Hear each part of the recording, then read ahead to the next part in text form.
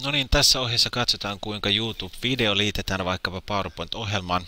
Ihan ensimmäiseksi ollaan YouTube-palvelussa, tässä tapauksessa kirjautuneena koulun omilla tunnuksilla. Klikataan haluttu video auki.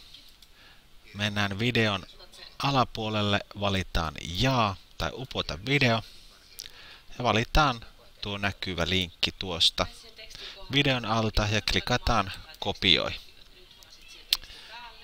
Tämän jälkeen mennään PowerPointiin.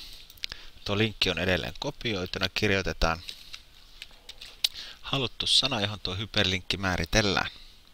Valitaan sana. Sen jälkeen mennään lisävalikkoon.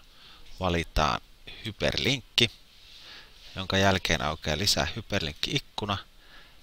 Ja alarivillä on osoiterivi, johon liitetään tuo YouTubesta kopioitu osoite. Tämän jälkeen hyväksytään OK ja linkki näkyy PowerPoint-esityksessä. Tämän jälkeen voidaan testata, toimiiko se. Klikataan alhaalta diaesitys auki. Klikataan tehtyä linkkiä ja kuinka ollakaan simsalabim video aukeaa. Okei, sit sä pidät sitä esitystä, niin se tosta klikkaa, niin